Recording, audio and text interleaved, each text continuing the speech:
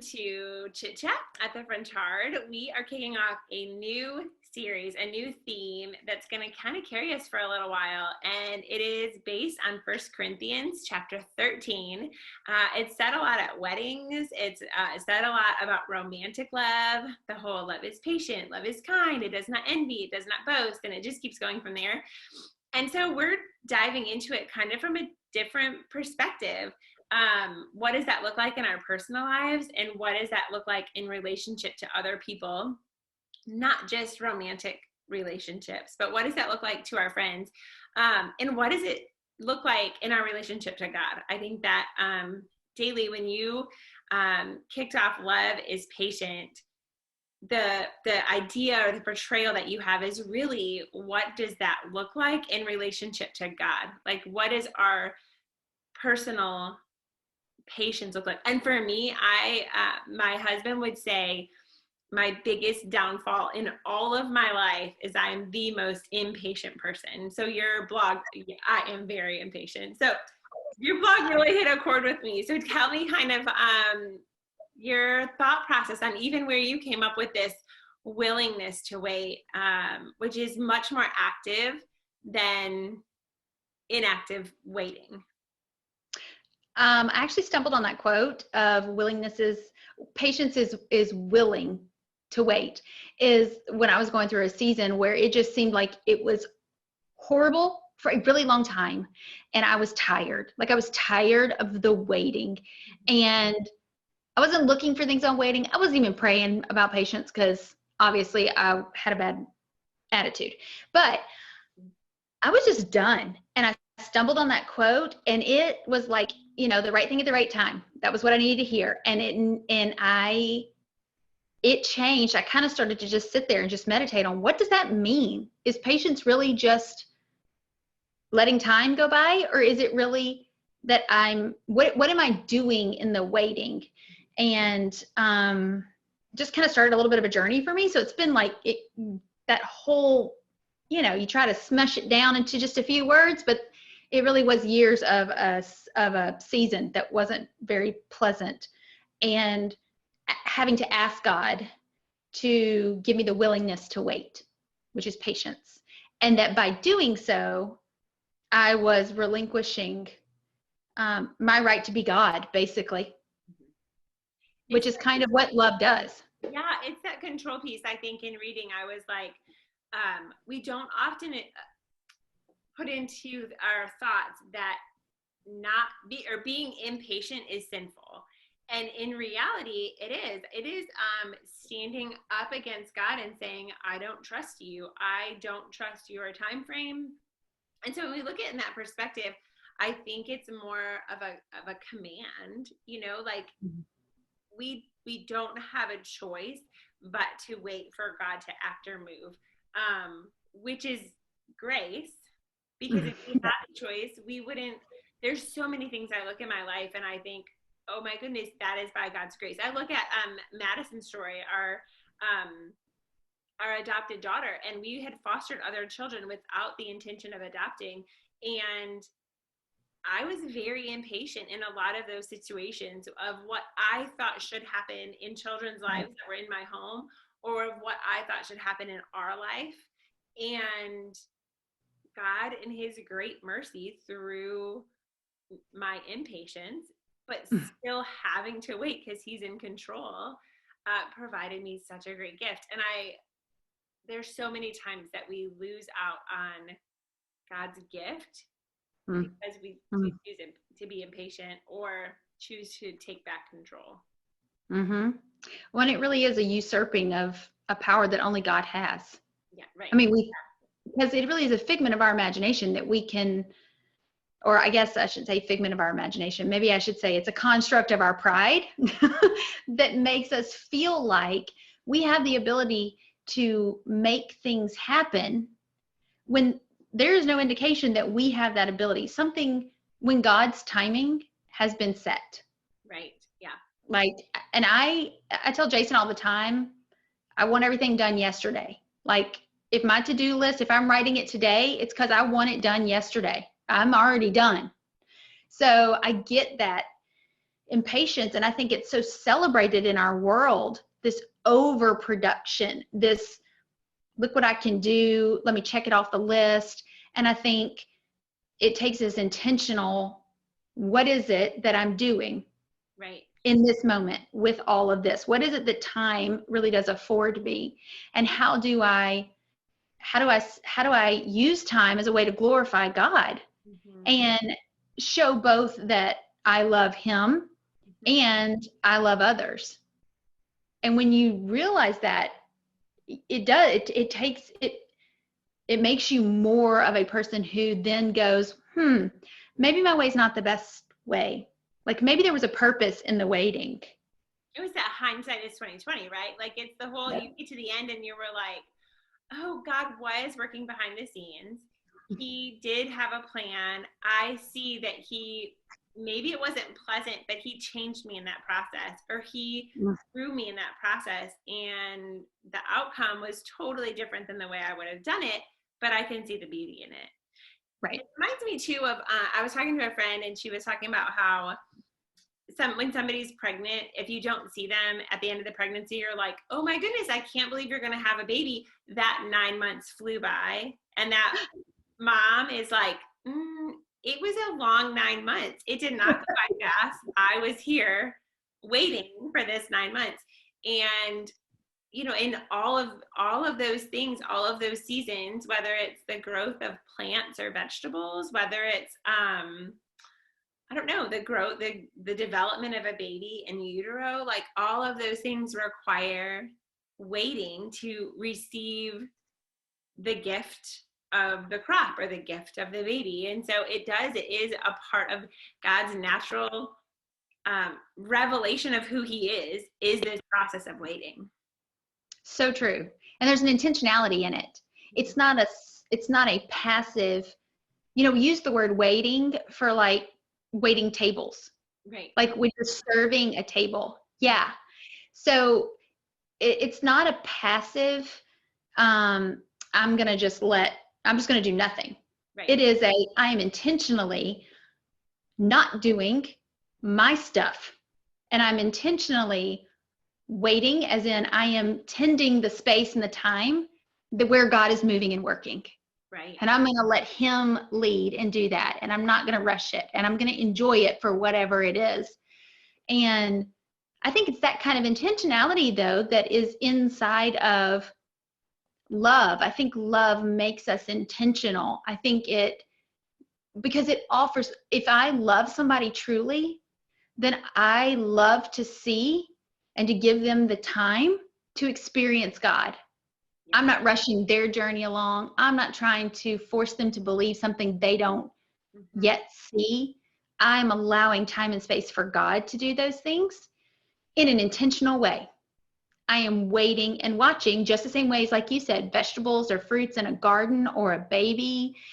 Like there's still other things that you're doing in that space. Yeah, right. You are tending it and watching it as it's doing those things. There is this intentionality. And there's this, the whole waiting with expectation. I think a lot of the times, maybe we don't know the outcome or we don't know what the answer is going to be to a certain situation, but a lot of times we have a hope of what God is doing or a hope of what the end result is. And I think it's great when you can wait with expectation. If your expectation is still hands off, this is God's timing and purpose and his control. And I'm going to choose to wait with hope and expectation. I struggle in the process of my hope and expectation then becomes my clinging, where I may say, I'm waiting with expectation that God's going to do this great thing, but my heart really is not wanting to relinquish control of the end result. And I think it's really hard to stay mindful of like, okay, I can wait with expectation and hope and trust that if God says no, or if the outcome is not what I desire, that he's still good in God. Right. It becomes just a hard place to sit with. It does. A place of wisdom and a place of depth and identity and all those things that we hope to attain in our life. Right. And it's like really, it's like I'm not going to white knuckle it. I'm not going to hold it. Whatever my expectation is, I'm going to wait and see what you reveal. Yeah. And I'm going to trust that you're preparing me for whatever it is that you're going to reveal. I can tell you the hardest season that I've been in of waiting, this is so silly. It's like, it's a silly waiting for me to say it was the hardest. But when we were in the process of living in Charlotte, and you know all about this because there was many messages, and LD started interviewing for jobs and having conversations, not even interviewing, but having conversations about us moving to Pacific Northwest. Every day I was like, what's the status? Are we moving? Are we putting our house on the market? What are we doing? Do I need to be looking at houses? I remember. And LD kept saying to me, I think the more you ask, the longer God's going to make us wait. And I'm like, I don't know how to do this. Like, I don't know how to take my hands off. And then when it's over, it's so like frustrating to look back and say, why didn't I? Why couldn't I? What was I so anxious about knowing the end result? Why couldn't I enjoy the journey? And I think every season is kind of that same thing where you can know in your mind and you can know in your heart, like, I am going to choose to trust God in this and give him control. And then it's that daily fight of, okay, I really am today. I'm going to make it 2 hours without taking it back and telling him I need to know. Right? Like you have to, like, I mean, I'm not going to make it a whole day, but I can make it till Well, you know what? And I think that's a really good, like, that's part of it too, because I found myself a lot of times, you know, when I was going through this whole season of having to wait, and I kept having to relinquish. Yeah. Like it was a continual, okay, I'm laying it down again. Okay, I'm laying it down again. Okay, fine. I find myself thinking about it again. Okay, fine. I'm laying it down again. It is an active, intentional, I'm giving it back. This is not for me to command. I'm not going to rush it. That's me meddling in your business, God. I'm going to let you do it. I'm going to take care of what I got to take care of today and not try to rush tomorrow. And that was such a hard lesson for me, but it still was a working. Yes, absolutely. Yeah. I loved your, I just love the thought process through it, that patience, because I think I am a doer. And so the fact that patience can be active takes some of the pressure off for me, that I have to be inactive in order to be God honoring in patience.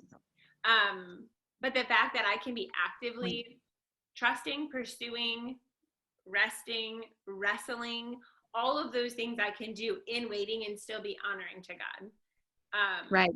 As a part of it. Well, and just the intention being that, I just keep saying that, like intention, like what you said in your blog about the kindness, about being intentional in choosing what it is that you're doing. Like kindness makes the most effect when it touches somebody's life, when it's intentional, when it's honed in on somebody, and you intentionally take the time to think it through and go through that and to make somebody's day brighter. And I thought that's really, love helps us almost to a point of slowing down. Yeah. Which is a time issue. We slow down even our thought processes. We slow down how we interact with other people, so we're not rushing around so much. And then it helps us with this intentionality. We're allowed to be intentional about the things that really matter. Yeah. So we're filling the time, the space, and our relationships and our friendships with the things that matter. And that makes the most amount of difference. And I think that proves the most loving. Yeah. Yeah, I think so. I think that, man, it's so easy. And I don't know. Sometimes I feel like it's just my personality type, but I'm assuming that it feels good to us to just do good. And we like to call that love. And, you know, there's times when I look at my family, my kids or my husband, and I'm like, I've loved them well today. I've cooked for them. I've clean the house, and they don't feel it. They're not feeling loved by me because it's not intentional in the way they feel heard, seen, valued, loved. And so I think the whole premise of this First Corinthians is it's not supposed to be easy. It's not supposed to be a checklist. It's also not supposed to be a weight. And so how do we make it full of life that can be lived, but also mindful that it's not so easy that we can check it off a box and move on? And it's that balance of like, it's not a weight to check a box, but it's also deeply intentional, as you said. I agree. And I think that's why that's a perfect thing to have to talk through and to be continually reminded of, like we're doing now. Just being able to say again, remind ourselves again, especially in these seasons where it seems like everybody's lives are crazy, of being able to say, how can I intentionally love somebody? How, with the time that has been given to us in the way that it has been given to us with whatever's going on, you know, being able to say, how can I intentionally love somebody today? How do I intentionally show kindness? What does it mean to slow down and to fill the time with this intentional loving, the things that love? And I think that's why it's important. I think that's why it's important that we cover this not just at weddings and not just, you know, with romantic love, because we're called to love one another, period. And next week, we're kind of taking a huge turn. We're going to how to love one another to kind of the nots, right? Instead of the do's, we're like, hey, love is patient, love is kind, but it does not envy and it does not boast. So tune in next week and we'll be back to kind of uncover those topics. See you later. Bye.